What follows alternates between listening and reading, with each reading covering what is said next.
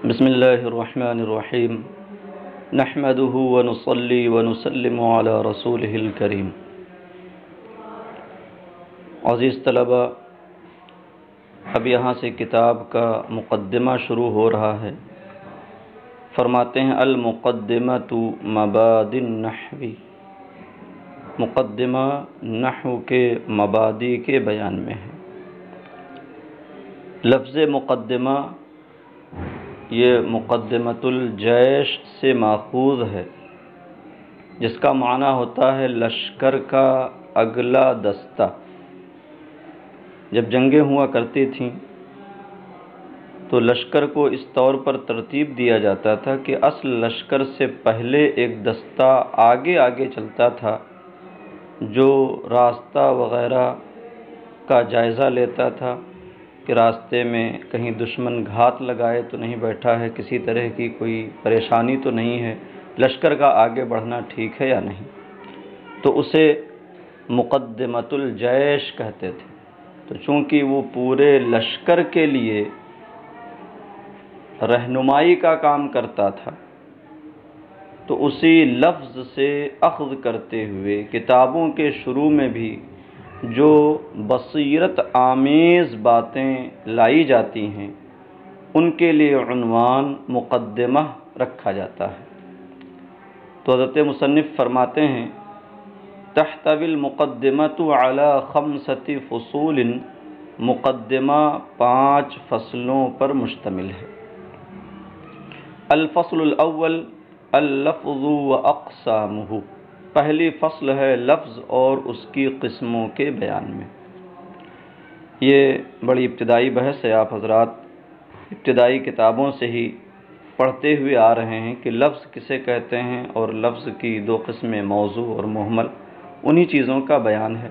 بس فرق یہ ہے کہ یہاں کچھ مزید تفصیل ہے، کیونکہ یہ ایسی کتاب ہے جو نحو کے مسائل میں کافی ہے اور ایک اعتبار سے آپ حضرات کے لیے منتہی کتابوں میں شامل ہے۔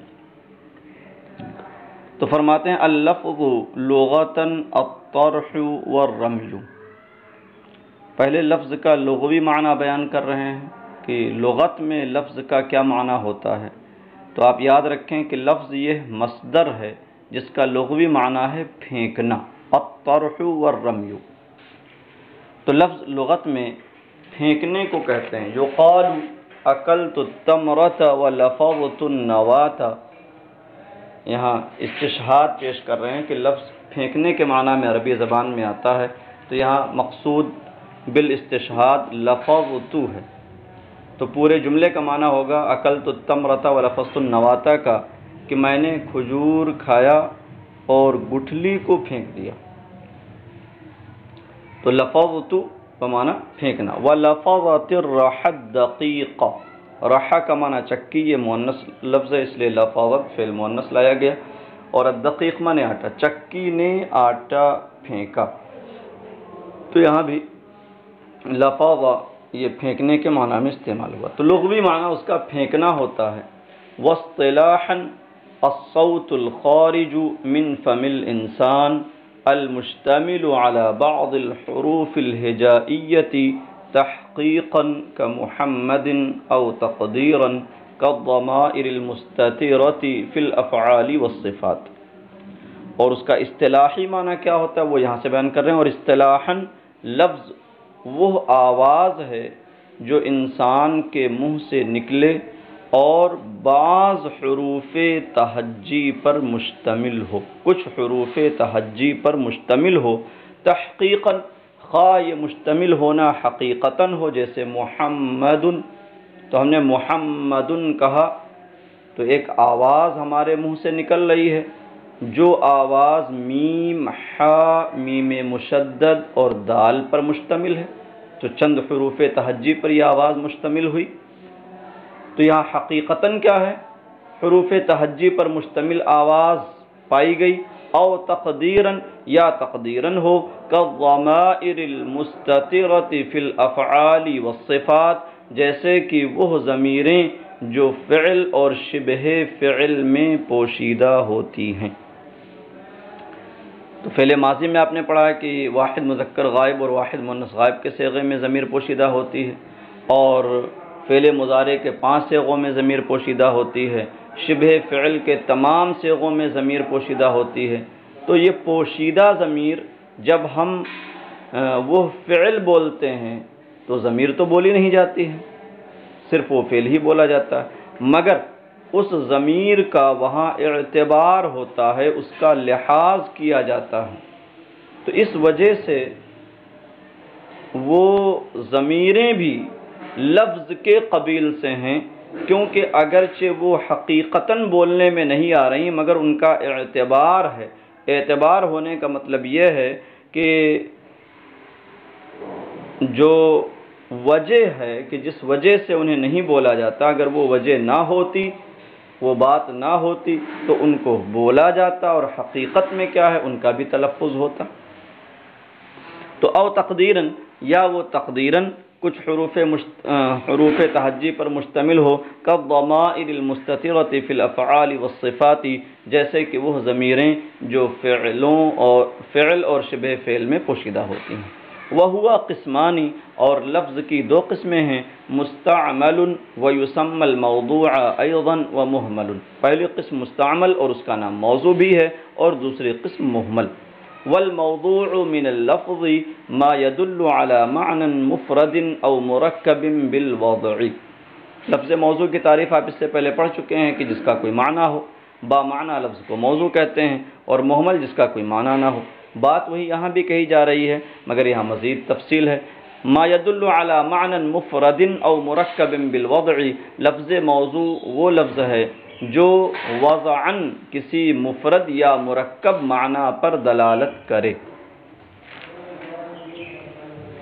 یعنی جو کسی معنی پر دلالت کرے، اور چونکہ معنی کبھی مفرد ہوتا ہے کبھی مرکب، اس لیے تفصیل کر دی علی معنی مفرد و مرکب، اور یہ دلالت کرنا کیا ہو، وضعاً ہو، کہ واضع نے وضع کیا ہو اس معنی پر دلالت کرنے کے لیے۔ تو لفظ موضوع وہ لفظ ہے جو کسی مفرد یا مرکب معنی پر وضعاً دلالت کرے، وَيُعَبَّرُ عَنْهُ بِالْقَوْلِ أَيْضًا، اور اس کو قول بھی کہا جاتا ہے، قول سے بھی تعبیر کیا جاتا ہے، تو لفظ موضوع ہی کو قول بھی کہتے ہیں۔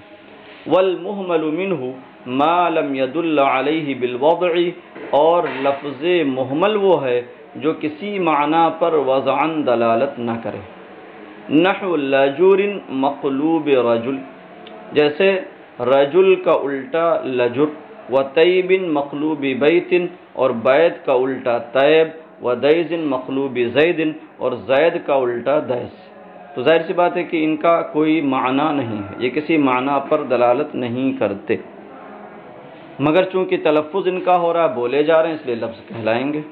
یاد رہے کہ ہر زبان میں موضوع الفاظ کا استعمال ہوتا ہے، مہمل کا نہیں۔ مہمل الفاظ کبھی کبھی عوامی بول چال میں استعمال کیا جاتا ہے، لیکن جو حقیقی زبان ہوتی ہے اس میں اس کا استعمال نہیں پایا جاتا۔ وَيَنْقَسِمُ اللَّفْظُ الْمَوْضُوعُ إِلَىٰ قِسْمَيْنِ مُفْرَدٌ وَمُرَكَّبٌ، الأول مفرد والثانی مرکب۔ اور لفظ موضوع کی 2 قسمیں ہیں، پہلی قسم مفرد اور دوسری قسم مرکب۔ فالمفرد ما لا يدل جزءه على جزء معناه، پس مفرد وہ لفظ ہے، وہ لفظ موضوع ہے جس کا جز اس کے معنی کے جز پر دلالت نہ کرے۔ مطلب یہ ہوا کہ اس کا جو معنی ہے تو لفظ میں یا تو جز ہی نہ ہو، یا لفظ میں جز ہو مگر وہ معنی کے جز پر ہر جز دلالت نہ کرتا ہو۔ تو فالمفرد ما لا يدل جزءه على جزء معناه، پس مفرد وہ لفظ ہے جس کا جز اس کے معنی کے جز پر دلالت نہ کرے۔ کالرجل، جیسے الرجل، تو الرجل کا معنی کیا ہوتا ہے، مرد۔ اب الرجل میں 3 حروف ہیں، فالراء والجیم واللام، پس را اور جیم اور لام، یہ 3 حروف ہیں، یہ تینوں اس کے اجزاء ہو گئے، اس لفظ کے جز ہو گئے۔ لیکن را اور جیم اور لام جو اس کا رجل کا معنی ہے، اس معنی کے جز پر ہر جز دلالت نہیں کرتا ہے، کہ را اس کے سر پر دلالت کرتا ہو، جیم اس کے وسط پر دلالت کرتا ہو، لام اس کی پیٹھ پر پیٹ یا پیٹھ پر یا اس کے پیر پر، ایسا نہیں،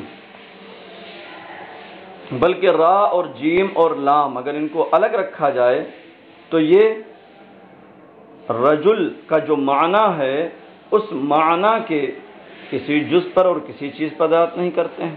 فالراء والجیم واللام لا تدل اذا افردت على شيء مما تدل عليه کلمۃ رجل التي تجمعها، پس را اور جیم اور لام یہ جب تنہا ہوں، الگ الگ ہوں، تو یہ دلالت نہیں کرتے اس کے کسی حصے پر جس پر کلمہ رجل دلالت کرتا ہے جو ان حروف کو جامع ہے۔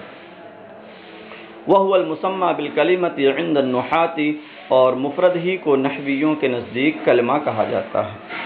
والمرکب ما يدل جزءه على جزء معناه، اور مرکب وہ لفظ ہے جس کا جز اس کے معنی کے جز پر دلالت کرے، کعاصمۃ الہند، جیسے ہندوستان کی راجدھانی۔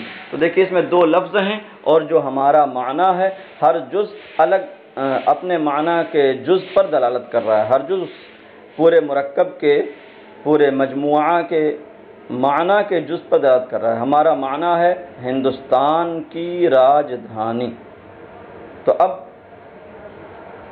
راجدھانی پر عاصمہ دلالت کر رہا ہے، ہندوستان پر الہند دلالت کر رہا ہے، تو جز لفظ کا جز معنی کے جز پر دلالت کرنے والا ہوا، اس لیے اس کو مرکب کہیں گے۔ وَكُلُّ نَفْسٍ ذَائِقَةُ الْمَوْتِ، اور ہر نفس موت کا مزہ چکھنے والا ہے، ہر جان موت کا مزہ چکھنے والی ہے۔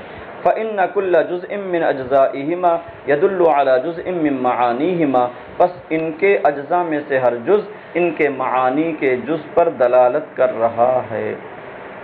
تو یہ پہلی فصل ہوئی لفظ اور اس کی قسموں کے بیان میں۔